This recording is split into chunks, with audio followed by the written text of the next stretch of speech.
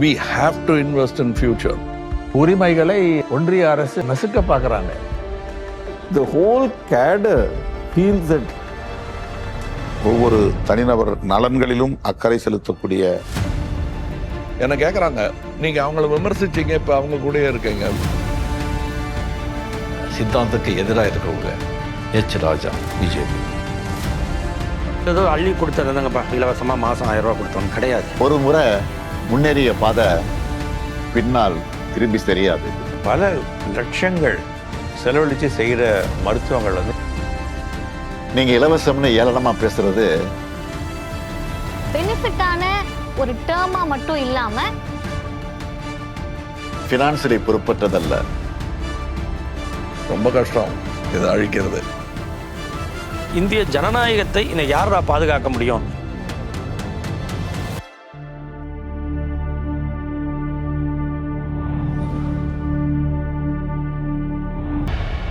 தமிழ்நாட்டின் முதலமைச்சர். இவரை புரிந்து கொள்ள இவரின் கருத்தியலை புரிந்து கொள்ள வேண்டும். இவரின் கருத்தியல் திராவிட மாடல். இது எல்லாருக்கும் எல்லாம் என்ற இலக்கை அடைய எடுக்கிற சின்ன சின்ன படிகள். இது வெறும் நிகழ்வல்ல, ஒரு தொடர்ச்சி, ஒரு நடைமுறை, ஒரு பயணம். திராவிடியன் மாடல் என்பது சமத்துவம் என்கிற கோட்பாட்டை அடிப்படையாக கொண்டது. நீ என்ன சொல்லி ஸ்கூலுக்குள்ளே வரக்கூடாது, தெருவுக்குள்ளே வரக்கூடாது, கோவிலுக்குள்ளே வரக்கூடாதுன்னு சொன்னியோ அத்தனையும் உடைச்சதுக்கு பேர் தான் திராவிடம். படிக்க வழி இல்லாமல் இருந்த என் தோழன், என் தம்பி, என் மகன் இன்று படிக்கிறான். ஆனால் இன்று நாம் வாழும் வாழ்க்கை இன்னும் நேற்று இருந்ததை விட சிறப்பாக இருக்கிறது. அதுதான் இப்போ எல்லா சமூகமும் படிக்க முடியும், எல்லாருக்குமான கல்வி வாய்ப்பு இருக்கும், அதுக்கு தகுந்த மாதிரி கல்வி கட்டமைப்பும் இருக்கும். அந்த சூழலை உருவாக்கி இருக்கிறோம்ல, இதுதான் எல்லாருக்கும் எல்லாம். அனைத்து பாகுபாடுகளையும் கலைந்து எல்லா தரப்பு மக்களும் சமமான வாய்ப்புகளை பெறவும் வளர்ச்சியை பெறவும் இந்த அரசு திராவிட முன்மாதிரி அரசு என்று பிரகடனம் செய்திருக்கிறார். பெனிஃபிட்டான ஒரு டேர்மாக மட்டும் இல்லாமல் கருத்தியல் ரீதியான ஒரு சொல் இது. அந்த சொல்லை நாங்கள்லாம் இன்னைக்கு சொல்லிக்கிட்டே இருக்கோம், திரும்ப சொல்லிக்கிட்டே இருக்கோம்னா அதுக்கான கட்ஸ் வந்து சிஎம் கிட்ட இருந்து வருது. இதோட அடிப்படை லாஜிக் எளிமையானது. நம்ம வளர்ச்சி திட்டங்கள், நலத்திட்டங்கள், ஒதுக்கீடுகள் எந்த பிரிவு மக்களை விட்டுடுச்சுன்னு பார்த்து அதை சரி செஞ்சிடணும். இதுதான் தொடர்ச்சி, இதுதான் நிஜ சமூக நீதியின் தன்மை. ஒரு முறை முன்னேறிய பாதை பின்னால் திரும்பி தெரியாது.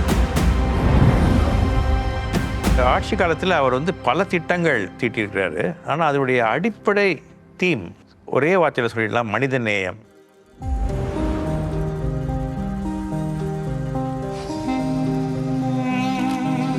அரசு பள்ளி மாணவர்களுக்கு இனிமேல் காலை நேரத்தில் சிற்றுண்டி வழங்கப்படும். எங்க அம்மா சொல்றாங்க ஸ்கூல்ல டிஃபன் போட்டதுல இருந்து நான் அதுக்காகவே படிக்க வரேன்னு. நாங்க காலையில சாப்பிட்டு முடிச்சு இப்ப விளையாடிட்டு இருக்கோம். விளையாடி முடிச்சு படிக்க போவோம். இந்த காலை உணவு தான் மூளைக்கு உண்டான ஒரு ஃபியூவல், எரிபொருள். ஸோ இது எல்லாமே எதிர்காலத்துக்காக நம்ம போடுற ஒரு பயிர்.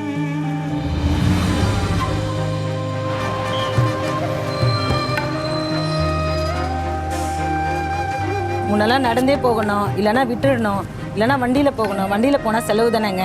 ஆனால் இந்த கட்டணமில்லா பேருந்து வந்ததுலேருந்து நாங்கள் பாட்டுன்னு பேங்க்குக்கு போகிறோம், கோயிலுக்கு போகிறோம், மார்க்கெட் போகிறோம். ஏதோ ரெக்க முளைச்ச மாதிரி இருக்குங்க.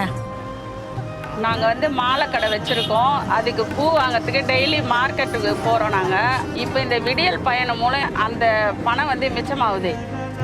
அவர்கள் சுதந்திரமாக பல்வேறு பணிகளுக்காக, காரியங்களுக்காக வெளியே பயணிப்பது தடையின்றி இன்றைக்கு வளர்ந்திருக்கிறது. ஆகவே இந்த விடியல் பயணம் என்பது ஒரு புரட்சிகரமான திட்டம். இன்னைக்கு கொண்டு வரக்கூடிய ஸ்கீம்னால 20 வருஷம் கழிச்சு பார்க்குறப்ப தமிழ்நாடு இந்த அளவுக்கு முன்னேறி இருக்கணும்ன்ற விஷனோட, ஒரு தொலைநோக்கோட ஒரு ஸ்கீமையும் கொண்டு வராங்க.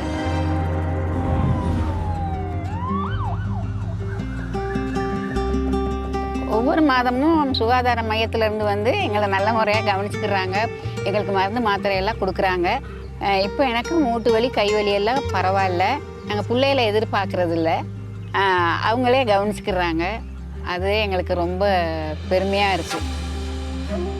மாதம் வீட்டுக்கு கரெக்டாக வர்றாங்க சார். வீட்டில் வந்து சுகர் பிபி எல்லாம் செக் பண்ணுறாங்க, மாத்திரை மருந்து கொடுக்குறாங்க. எங்கள் குழந்தைகளை நாங்கள் நம்பி இருக்க வேண்டிய அவசியம் இல்லை. அவங்களே வந்து தாத்தா ராஜு தான் தெரியுமா பேசுகிறாங்க. எல்லாம் எங்களுக்கு நல்லா செய்கிறாங்க.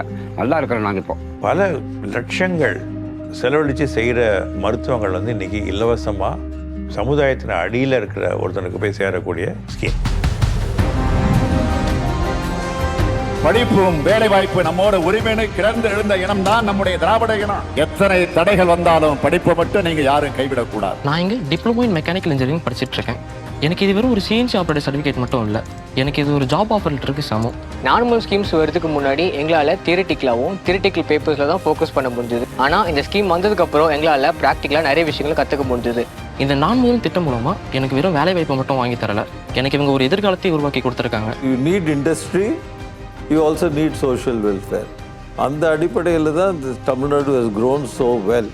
இன்றைக்கு இந்தியாவிலேயே HDI என்று சொல்லக்கூடிய ஹியூமன் டெவலப்மெண்ட் இண்டெக்ஸ், அந்த குறியீட்டு மதிப்பீட்டில் தமிழ்நாடு முதலிடத்தை வகிக்கிறது என்கிற அளவுக்கு இது சிறப்பை பெற்றிருக்கிறது.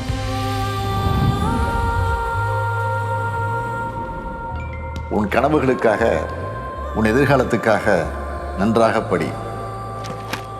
இது வெறும் என்னோட பாக்கெட் மணி இல்லை, என்னோட ஆன்லைன் ஃபீஸ்க்கான ஒரு டேட்டா பேக்கு.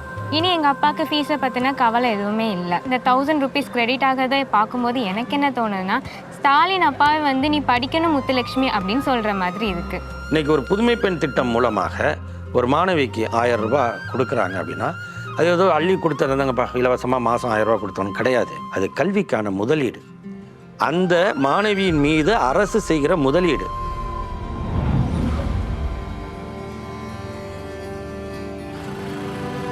ஒவ்வொரு மாதமும் வர இந்த 1000 ரூபா பணம் அது என்னோடது, என் பேரில் எனக்காக என் அக்கௌண்ட்டில் வருது. அதை வச்சு என் குழந்தைங்களுக்கு நோட் புக் வாங்கலாம், எங்கள் அம்மாவுக்கு மருந்து வாங்குறேன், இந்த மாதத்துக்கான காய்கறி கூட வாங்கியிருக்கிறேன். யாரையும் எஞ்சி நிற்க வேணாம், நிமிர்ந்து நிற்கிறேன். மகளிருக்கான உரிமையை கொடுக்கணும், அவங்க உழைப்பு அங்கீகரிக்கணும். உருவாக்கின திட்டம் தான் இந்த கலைஞர் மகளிர் உரிமை திட்டம். இப்போ இது ஜஸ்ட் 1000, வெறும் 1000 ரூபாய் கிடையாது. பக்கத்து வீட்டில் போய் 1000 ரூபாய் கடன் கேட்கறத விட ஒரு அரசு என்னோட வரிப்பணத்தை திரும்ப எனக்கு கொடுக்கறதுன்றது என்னோட சுயமரியாதை, என்னோட செல்ஃப் ரெஸ்பெக்ட். அடுத்த திராவிட மாடல் 2.0 ஆட்சி காலத்தில் உங்களுடைய உரிமை தொகை 2000 ரூபாயாக உயர்த்தி வழங்கப்படும்.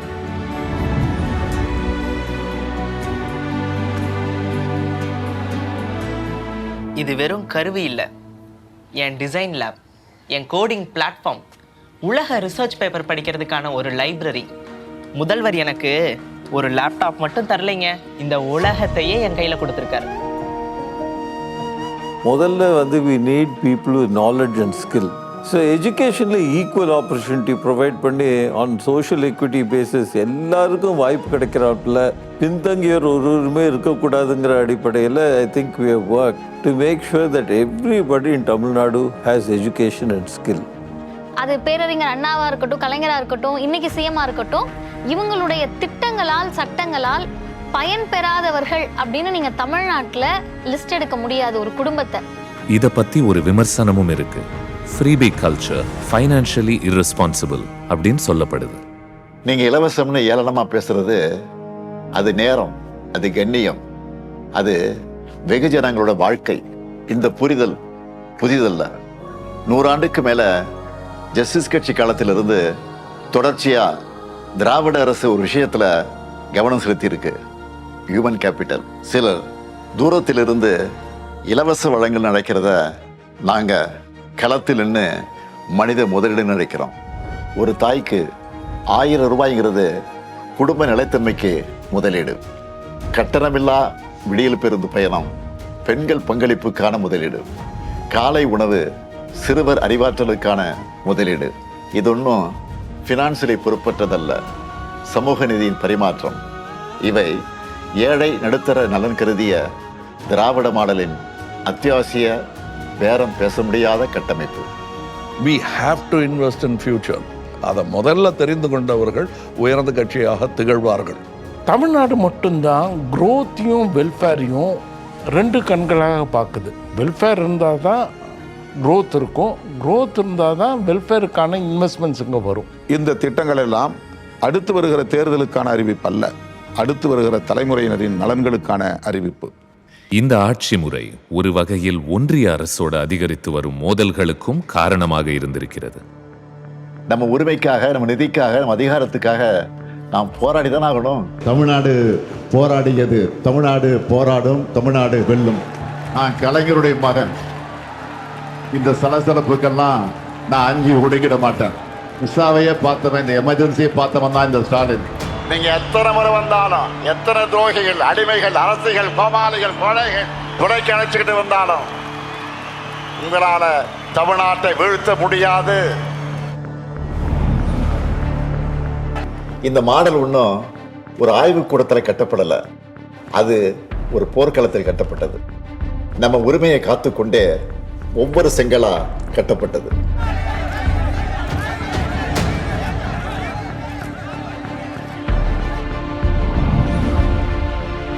ஒரு அரசாங்கம் என்ன உரையை கொடுக்கிறதோ அதை படிக்க வேண்டியது தான் ஆளுநர் வேலை. அதுக்கு பேர் தான் ஆளுநர் உரை. தென்னிந்திய மாநிலங்களில் அது ஒரு முக்கியமான விஷயங்களாக இருக்குது. ஏன்னா கேரளாலையும் இப்போ இன்னைக்கு கர்நாடகாலையும் தெலுங்கானாலையும் அவங்க உரிமைகளை ஒன்றிய அரசு நசுக்க பார்க்குறாங்க. கவர்னர், ஆளுநர் மூலம். ஆளுநரை விட மக்களால் தேர்ந்தெடுக்கப்பட்ட அரசுக்குத்தான் அதிகாரம்ங்கிறத நீதிமன்றங்கள் சொல்லிடுச்சு. அப்போ அந்த அரசியல் சட்டத்தை காப்பாற்றக்கூடிய ஒரு மாநிலமாக, ஒரு வழிகாட்டியாக, இன்னும் சொல்லப்போனால் இந்திய ஜனநாயகத்தை இன்னும் யாரா பாதுகாக்க முடியும் அப்படின்னா தமிழ்நாட்டை தான் திரும்பி பார்க்குறாங்க எல்லாரும். கவர்னரோட போராட்டம் நம்ம ஒவ்வொரு வளர்ச்சி திட்டத்தின் அத்தியாயம். இது திராவிட மாடலின் பேரம் பேச முடியாத விலை.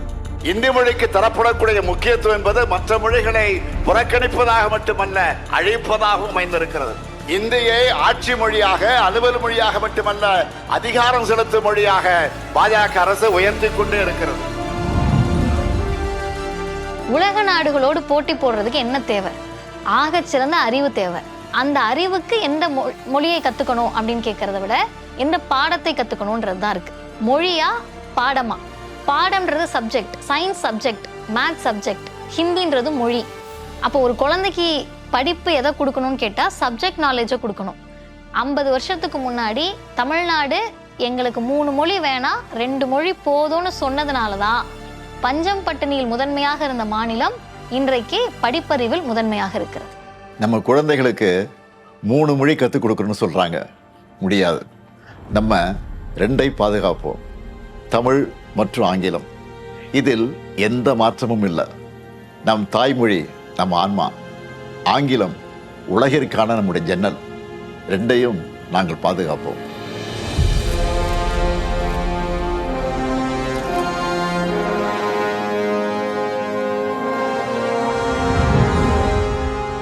அதாவது ஒரு ஆட்டோக்ராட்டிக் கவர்மெண்ட் சென்டரில் இருக்குது மோடி அரசாங்கம்.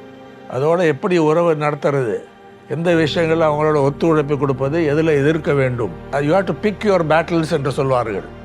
நம்ம கான்ஸ்டியூஷன்லேயே முதல்ல சொல்லப்படுற ஒரு விஷயம் வந்து India is a union of states. அனைத்து மாநிலங்களும் சுயாட்சியை பெற்றவையாக இருக்க வேண்டும்.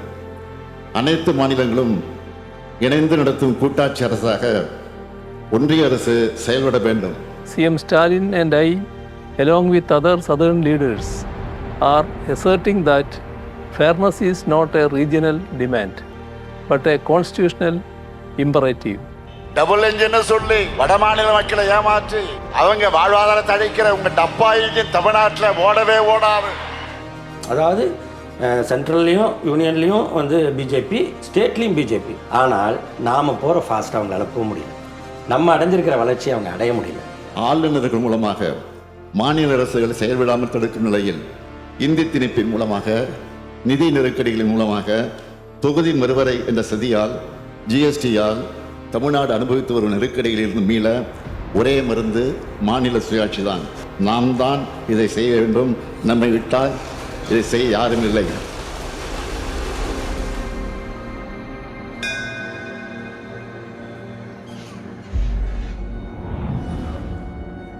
திருப்பரங்குன்றத்தில் ஒரு புதிய ஒரு விஷயத்தை உள்ளே நுழைத்து விடவும் முடியாது, ஏற்கனவே இருக்கிற ஒரு விஷயத்தை எடுத்து விடவும் முடியாது. அவ்வளவு தெளிவான மரபும் கட்டமைப்பும் இருக்கிற ஒரு விஷயம் வந்து திருப்பரங்குன்றம் கோவில், கோவில் சார்ந்த வழிபாடு.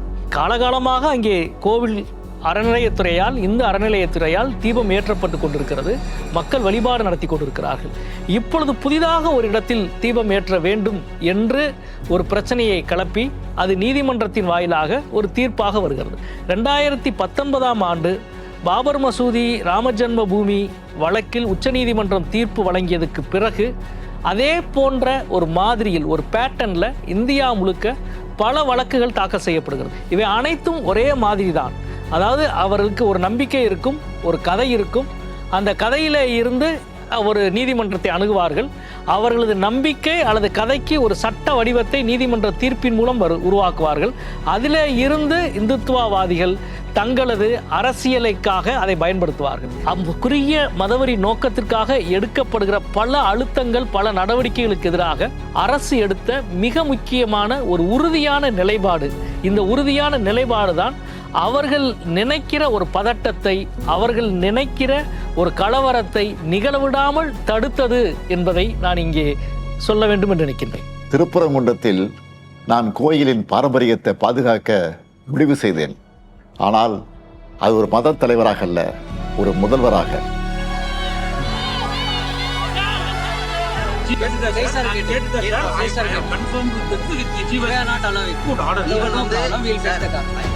மக்களின் நம்பிக்கையை அரசியலுக்கு அடிபணி விடக்கூடாது என்பதே என் நிலைப்பாடு. இந்த சமத்துவத்தை, இந்த அமைதியை நிலைநிறுத்துவதற்கு மிக உறுதியான அரசியல் நிலைப்பாட்டை எடுத்தது தமிழக அரசும் மாண்புமிகு தமிழக முதல்வர் அவர்களும். பகுத்தறிவு எப்போதும் நம்பிக்கையுடன் முரண்பட வேண்டும் என்பதில்லை. இரண்டும் ஒரே சமுதாயத்தினுடைய இரு முகங்கள். பெரியார், அடிகளார் நட்பு அதற்கு சான்று. That's where tolerance stays. Accept your friend, accept your Muslim, accept your Christian, accept your Hindu. அரசியலில் நான் அனைவரையும் சேர்ப்பது என்ற கொள்கையை கடைபிடிக்கிறேன். வேறுபட்ட நம்பிக்கைகள் இருந்தாலும் நாம் ஒரே மண்ணில் வாழ்கிறோம், ஒரே மொழி பேசுகிறோம், ஒரே எதிர்காலத்தை நோக்கி நடக்கிறோம். அதுவே திராவிட இயக்கத்தினுடைய உயிர் நாடி. இது பெரியாரோட ஸ்டைலோட கார்பன் காப்பி இல்லை, அண்ணாவோட ஸ்டைலோட கார்பன் காப்பி இல்லை. ரொம்ப முக்கியமாக பார்த்தா கலைஞர், லாங்கஸ்ட் சர்விங் லீடர், அவருடைய ஸ்டைல் டோட்டலி டிஃப்ரெண்ட். இது டோட்டலி டிஃப்ரெண்ட். என் தந்தை கலைஞர் ஒரு மாபெரும் ஆளுமை, சொற்களின் மாமேதை, மக்களின் கவிஞர். என்னால் அவரை போல எழுத முடியாது, அவரை போல பேசவும் முடியாது. ஆனால் என்னால் என்ன செய்ய முடியும்?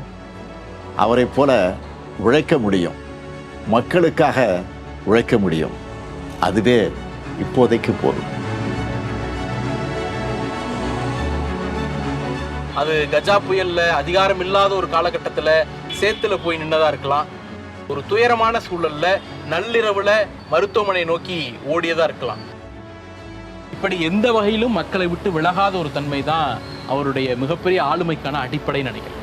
அரசனை ஏறுவதற்கு அவசரப்படாமல் கட்சியில் ஒரு தொண்டனா, இளைஞரணி தலைவனா, ஒரு எம்எல்ஏவா, ஒரு மேயரா, டெப்யூட்டி சிஎம்மா பணியாற்றி அதுக்கப்புறம் மக்களுடைய பேராதரவுடன் அரசனை ஏறியவர்.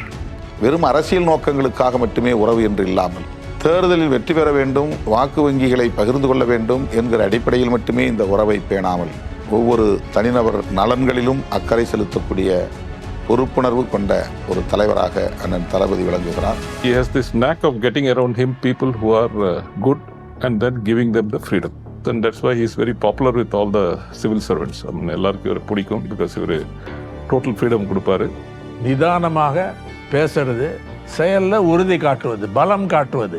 தமிழக அரசினுடைய கொள்கைகள், நடைமுறைகள் சார்ந்து விமர்சனங்கள் நிச்சயமாக இருக்கும்.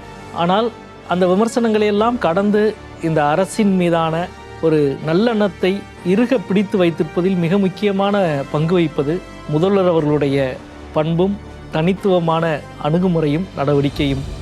மாற்றம் தொடுத்து மல்லிகைக்கும் மனம் உண்டு அப்படி. ஸோ அவருடைய சித்தாந்தத்துக்கு எதிராக இருக்கிறவங்க, அவருடைய விமர்சிக்கிறவங்களை கூட அவர் மதிக்கிறாங்க. அதுக்கு உதாரணம், அதுக்கு சமீபத்தில் எச் ராஜா பிஜேபி, அவர் ஸ்டாலின் சார் எப்படியெல்லாம் விமர்சிச்சிருக்காங்கன்னு சொல்லி எல்லாருக்குமே தெரியும். அப்படி இருந்து கூட அவர் உடம்பு சரியில்லாமல் ஹாஸ்பிட்டல் இருக்கும்போது அவர் போய் நடந்து விசாரித்தார். இதெல்லாம் வந்து ஒரு தலைவனுக்கான ஒரு பண்பு, ஒரு கண்ணியமான ஒரு குணங்கள் அது அவர்கிட்ட இருக்கு. என்ன கேட்குறாங்க, நீங்கள் அவங்கள விமர்சிச்சிங்க, இப்போ அவங்க கூடயே இருக்கீங்க. விமர்சனம் தொடர்ந்து கொண்டே இருக்கும். நாளைக்கு அவங்க எலெக்ஷனில் ஜெயிச்சு வந்த பிறகு நான் மறுபடியும் விமர்சனம் தான் சொல்லி தானே ஆகணும். அதுதானே என் குரல், ஒரு சகோதரனின் குரல். எனக்கு வலிக்குதுங்கிறத நான் கவர்மெண்ட்டு சொல்லாமல் வேறு எங்கே சொல்லுவேன் நான்? அது தெரிந்தும் இந்த கோயிலேஷனில் எனக்கு கொடுக்கப்பட்டிருக்கும் மரியாதை தான் விமர்சனத்துக்கு கொடுக்க வேண்டிய மரியாதையை திராவிட முன்னேற்ற கழகம் உணர்ந்திருக்கிறது. தளபதி அவர்களை ஒரு 40 வருஷமாக தெரியும். It is not a relationship of a businessman to a politician. The whole cadre feels that he is their family member. நட்புக்கு எப்பவுமே மரியாதை கொடுப்பவர், நண்பர்களை மிகவும் மதிக்கிறவர். எனக்கு அவர்கிட்ட ரொம்ப பிடிச்சது ஒரு டிசிப்ளின், அதுக்கு மேலே வந்து ஒரு ஆட்டிடியூட் எனக்கு ரொம்ப பிடிச்சது. டிசிப்ளினை விட ஆட்டிடியூட் ரொம்ப முக்கியம். அது பொது வாழ்க்கையில் இருக்கும்போது அது ரொம்ப பிடிச்சது. ஒரு வசீகரமான ஒரு புன்னகை, அதுக்கு புன்னகைக்கு வந்து சொந்தக்காரர்.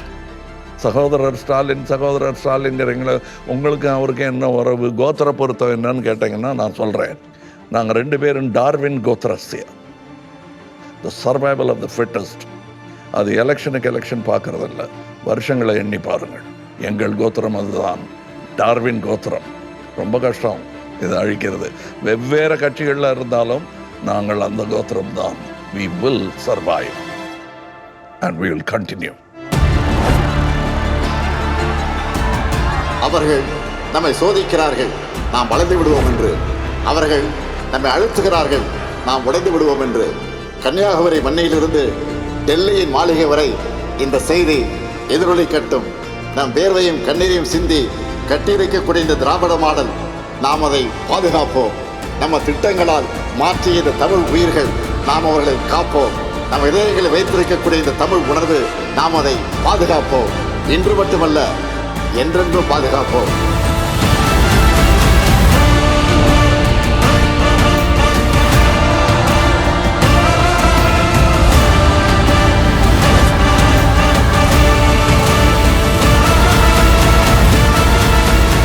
ஸ்டாலின் தொடரட்டும், தமிழ்நாடு வெல்லட்டும்.